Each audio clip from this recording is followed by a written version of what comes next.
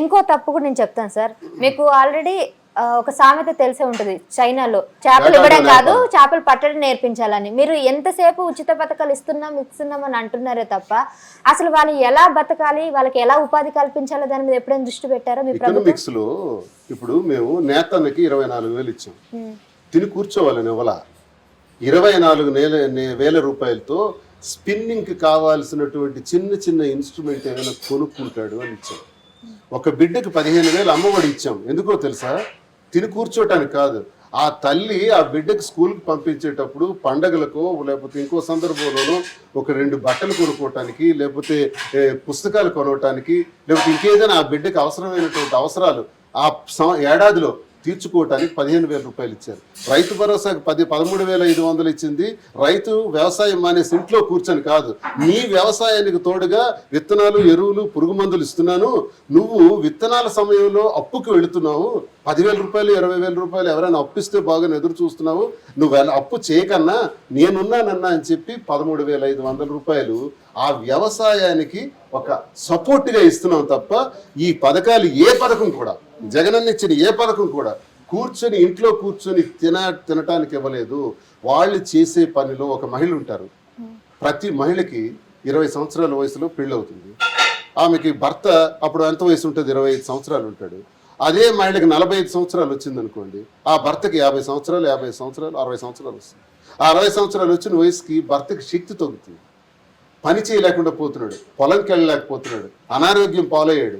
అప్పుడు ఆ భార్య కనిపిస్తుంది. 45 సంవత్సరాల వయసు వచ్చినటువంటి ఆ మహిళకి నేను ఏదైనా వ్యాపారం చేస్తే బాగును, పిల్లడు డిగ్రీ చదువుతున్నాడు, కూతురు పెళ్లి వయసుకు వచ్చింది, నేను ఏదైనా చేస్తే బాగును ఎదురు చూసే ఆ చెల్లెమ్మకి నేను 18,750 రూపాయలు నీకు చేయూతనిస్తానక్క, నువ్వు చైనా చిన్న వ్యాపారం చేసుకో, దుకాణం పెట్టుకో, ఓ బట్టల దుకాణం పెట్టుకో, లేకపోతే ఏదో ఖర్చు పెట్టి నువ్వు చిన్న వ్యాపారం చేసి నీ బిడ్డలు నువ్వు చదివించుకొని ఏడాదికి 18,750 రూపాయలు 45 సంవత్సరాలు దాటిన మహిళలకు ఎందుకు ఇచ్చాడో తెలుసా? ఆ టైంలోనే మహిళకు అవసరం వస్తుంది డబ్బు. ఆ టైంలోనే ఏదైనా వ్యాపారం చేయాలనుకుంటుంది ప్రతి మహిళ. ఆ టైంలోనే పిల్లలు పెద్దవాళ్ళు అవుతారు. అది గుర్తించిన మానవుడు భూమి మీద ఎవడైనా ఉన్నాడా ఎక్సెప్ట్ జగన్మోహన్ రెడ్డి? నేను జగన్మోహన్ రెడ్డి ఇచ్చిన ప్రతి పథకంలో కూడా ఒక ఆర్ద్రత, ఒక ఆవేశం, ఒక కష్టం. ఇది మీరు నేను చెబితే రాలా. 3,648 కిలోమీటర్ల పాదయాత్ర చేస్తే కోట్ల మంది మహిళల్ని, అక్కల్ని, చెల్లెమ్మల్ని కలిస్తే వాళ్ళు అతని చెవిలో చెప్పినటువంటి మాటలు. ఆ కష్టాలే నవరత్నాలు, ఆ కష్టాలే పథకాలు. అంతేగాని కూర్చొని తిండి పెట్టడానికి కాదు. ఇప్పుడు నేను చెప్తున్నా, పాయింట్కి వస్తున్నా. చెప్పండి. మోసం చేయడానికి, ప్రజలను మోసం ఎందుకు జగన్మోహన్ రెడ్డి గారు ఓడిపోయారు? ఒకటి, పార్టీ కేడర్కి దూరమైనాం. నెంబర్ 1 మేమే యాక్సెప్ట్ చేస్తున్నాం. నెంబర్ 2, తెలుగుదేశం పార్టీ లేనిపోని వాగ్దానాలు ఇచ్చింది. ఎలా ఇచ్చారు? మేము బిడ్డకి 15,000 ఇస్తున్నాం. ఒక తల్లికి 2-3 బిడ్డలు ఉన్నా ఒక బిడ్డకి ఇచ్చాం అమ్మఒడి. వాళ్ళు ఏం చెప్పారు? నీకు 15, నీకు 15, నీకు 15, నీకు 15, నీకు 15 అన్నా, నువ్వు వచ్చావా నీకు 15. ఇలా చెప్పి చదువుతున్న ప్రతి బిడ్డకు కూడా, స్కూల్కి వెళ్ళిన ప్రతి బిడ్డకు కూడా ఇస్తామని అబద్ధం ఆడారు. మీరేమనుకుంటారు? మీ ఇంట్లోనే 2 తమ్ముళ్ళు ఉంటే ఒక తమ్ముడికి ఇచ్చాడు జగన్, చంద్రబాబు నాయుడు వస్తే 2 తమ్ముళ్ళకి ఇస్తాడని మీరు ఆశపడతారా లేదా? ఎస్, అదే ఓట్ బ్యాంక్ కింద కన్వర్ట్ అయింది. ఇంకో మాట కూడా చెప్పాడు, 18 సంవత్సరాలు దాటిన ప్రతి మహిళకి 59 సంవత్సరాల వరకు నేను 3,000 రూపాయలు ఇస్తానని చెప్పాడు. 3,000 కాదు, ఇస్తామని చెప్పాడు. ఒక్కడికైనా ఇచ్చాడా? ఆశపడ్డారే, ప్రతి మహిళ ఆశపడ్డారే. అలాగే రైతన్నకి జగన్మోహన్ రెడ్డి 13,500 ఇచ్చాడు, నేను 20,000 ఇస్తానని చెప్పాడు. నమ్మారు. మీలాంటి నిరుద్యోగులు 20 లక్షల మంది ఉన్నారు, వాళ్ళందరికి కూడా 3,000 రూపాయలు ఇస్తామని చెప్పాడు. నమ్మారు. అంటే జగన్ ఇచ్చిన పథకాలకు, చంద్రబాబు నాయుడు ఇచ్చిన వాగ్దానాలకు చాలా వేరియేషన్ కనబడుతుంది. ఇన్ని ప్రభుత్వ పథకాలు మాకు వస్తే జగన్ మంచోడే, బాగా చేశాడు, మా అన్న తమ్ముళ్ళలా చూసుకున్నాడు, కన్నబిడ్డలా చూసుకున్నాడు. కానీ చంద్రబాబు నాయుడు అంతకన్నా ఎక్కువ ఇస్తామంటున్నాడు కదా, అందరి పిల్లలకి ఇస్తామంటున్నాడు కదా, ఆయనకి గెలిపిద్దామని గెలిపించారు. ఆశపడ్డారు, నమ్మారు. నమ్మి గోతులో పడ్డారు ఈ రోజు ప్రజలు. ఇప్పుడు ఏమంటున్నారో తెలుసా? ఇదే కెమెరా పట్టుకొని జనంలోకి వెళ్ళండి. ఆంధ్రప్రదేశ్ లో తప్పు చేశాను, నా తమ్ముడిని ఓడించుకున్నాను, ఒక మాట నా అన్నను ఓడించుకున్నాను, నా బిడ్డను ఓడించుకున్నాను, నష్టపోయాను. ఆ చంద్రబాబు నాయుడు దిక్కుమాలి ప్రభుత్వాన్ని ఎన్నుకొని మేము నష్టపోయామని ప్రజలు ఇబ్బంది పడుతున్నారు, ఇప్పుడు బాధపడుతున్నారు. ఆ బాధను మీరు చూడండి ఒకసారి, వెళ్ళి ఆ బాధను చూడండి. ఇప్పుడు చెప్పు సార్. నేను ఎలక్షన్స్ టైంలో అంత సర్వే చేశాను, ప్రజల దగ్గరికి వెళ్ళి మాట్లాడిన సందర్భాలు ఉన్నాయి. ఒక ఆటో డ్రైవర్ని కలిసాను, వైజాగ్ లో బీచ్ లో చేపలు పట్టుకునే అతన్ని కలిసాను, అందరు చేశాను. ఎవరికి ఓటు వేస్తారంటే కెమెరా పెట్టకపోతే చెప్తానని అన్నారు. కెమెరా ముందు చెప్పడానికి కూడా వాళ్ళు భయపడారు.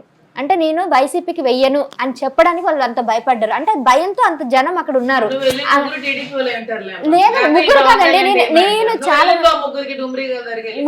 ముగ్గురు కాదండి, నేను నిజంగా అంటే నిజంగా అక్కడ ఉన్న చాలా మంది దాదాపు ఎంత కాదండి ఒక 20-30 మందిని అయితే కలవడం జరిగింది. అలా ఎలా అంటే నేను యాజ్ ఎ జర్నలిస్ట్ గా చెప్తున్నాను, నేను వీళ్ళని జడ్జ్ చేయకూడదు, వాళ్ళని జడ్జ్ చేయకూడదు. ఇప్పుడు జనంలో ఇప్పుడు 7 నెలలు అయింది కదా, అంటే మీరు చెప్పండి, అంటే భయపడలేదు అంటారు అక్కడ సరేనమ్మా, సరే మేము ఓడిపోయాం అయిపోయింది, ఇప్పుడు వచ్చారు కదా వాళ్ళు, 7 నెలలు అయింది కదా, కనుక్కో సరే ఇప్పుడు చేయి సర్వే, ఇప్పుడు ఇలా వెళ్దాం కదా, మన ఇద్దరం మాకు పెడదాం, కనుక్కోండి. నేను వస్తాను. ఇప్పుడు ఏంటి చంద్రబాబు నాయుడు వచ్చిన తర్వాత చాలా హాయిగా ఉన్నాం అంటే నేను అలా అనట్లేదు. ఇప్పుడు 5 ఏళ్లలో డెవలప్మెంట్ అయితే లేదు కదా, గత 5 డెవలప్మెంట్ లేదు. ఎన్ని మెడికల్ కాలేజీలు పెట్టారు, ఎన్ని పోర్టులు పెట్టారు, డెవలప్మెంట్ కదా మీకేం చూడు. ఒక్క కనిపించదు. నిమిషం, 4 పోర్టులు ఇచ్చారు, 4 సీ పోర్టులు ఇచ్చారు జగన్మోహన్ రెడ్డి గారు. ఒక్కో సీ పోర్ట్ టర్న్ ఓవర్ ఎంత ఉంటుందో చెప్పుకోలేదు నేను చేసిన తెలుసా? డెవలప్మెంట్. ఒక్కో సీ పోర్ట్ టర్న్ ఓవర్ ఎంత ఉంటుందో తెలుసా? 20,000 కోట్లు. అంటే 4 సీ పోర్టులు టర్న్ ఓవర్ ఎంత ఉంటుంది తెలుసా? నియర్ అబౌట్ 1 lakh crores, 1 లక్ష కోట్లు ఉంటుంది. 1 లక్ష కోట్లు ఉంటే మొత్తం ఎంతమంది పనిచేయొచ్చో తెలుసా? ఒక్కొక్క పోర్టుకి 40,000 మంది నిరుద్యోగులకు ఉద్యోగాలు ఇవ్వచ్చు. అంటే 40 నుంచి 50,000 బ్రతుకుతారు. మొత్తం ఎంతమంది బ్రతుకుతారో తెలుసా? కనీసం 2 లక్షల మందికి పైచిలకు నిరుద్యోగులకు ఉద్యోగాలు కల్పించవచ్చు 4 సీ పోర్టుల ద్వారా. స్వాతంత్రం వచ్చి ఆంధ్రప్రదేశ్లో ఉన్న 6 సీ పోర్టులు, జగనన్న వచ్చి 5 ఏళ్లలో 2.5 ఏళ్ళు కరోనాతో పోతే మిగతా 2.5 ఏళ్ళు 4 సీ పోర్టులు. చరిత్ర ఇది. అంతేకాదు 8 ఫిషింగ్ హార్బర్లు. 8 ఫిషింగ్ హార్బర్లు పెడితే ఎంతమందికి ఉద్యోగాలు వస్తాయి, ఎంతమంది మత్స్యకారుల జీవితాలు బాగుపడతాయి తెలిసిన? 2. స్వాతంత్రం వచ్చి 75 ఏళ్ళలో మనకున్న మెడికల్ కాలేజీలు 11, దిక్కుమాల సంఖ్య 11. కానీ జగన్మోహన్ రెడ్డి వచ్చిన తర్వాత 17 మెడికల్ కాలేజీలు తీసుకొచ్చి 5 మెడికల్ కాలేజీలు ఓపెన్ చేసేసి జాతికి అంకితం చేశాడు 2.5 ఏళ్లలో. ఇది అభివృద్ధి కాదా? ఇవన్నీ మేళ్లు కావా? వీళ్ళు వచ్చారు, చంద్రబాబు నాయుడు వచ్చి ఏం చెప్తున్నాడు? ఈ ఫిషింగ్ హార్బర్లు ఏవైతే ఇచ్చారో, ఈ పోర్ట్లు ఏవైతే ఇచ్చారో ప్రైవేటైజేషన్ చేస్తామంటున్నాడు. ప్రైవేటైజేషన్ చేయడానికే మేము పోర్ట్లు ఇచ్చింది, ప్రైవేటీకరణ చేయడానిక తమాషా చేస్తున్నారు. ఎవడండి కూటమి ప్రభుత్వం? హిట్ టీవీ యాప్, ఇందులో short news, live news, entertainment shows, movies, digital magazines తో పాటు మీ జిల్లా వార్తలను కూడా ఫ్రీగా చూడొచ్చు. అంతేకాదు కేజీ నుంచి పీజీ వరకు విద్యార్థులకు స్కాలర్షిప్ కూడా అందిస్తున్నాం.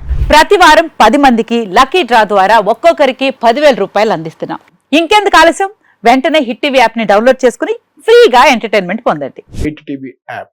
Hit TV app. Please download hit TV app. Hit TV యాప్ని ఫ్రీగా డౌన్లోడ్ చేసుకొని ఎంజాయ్ చేయండి. మీకు నచ్చిన ఎంటర్టైన్మెంట్ కోసం హిట్ టీవీ యాప్ ని ఫ్రీగా డౌన్లోడ్ చేసుకుని ఎంజాయ్ చేయండి. హిట్ టీవీ యాప్ని డౌన్లోడ్ చేసుకుని ఆస్వాదించండి, ఆశీర్వదించండి. ఇంతమంది సెలబ్రిటీలు హిట్ టీవీ యాప్ ని డౌన్లోడ్ చేసుకోండి అని చెప్తున్నారంటే ఎంత మంచి యాప్ ఆలోచించండి.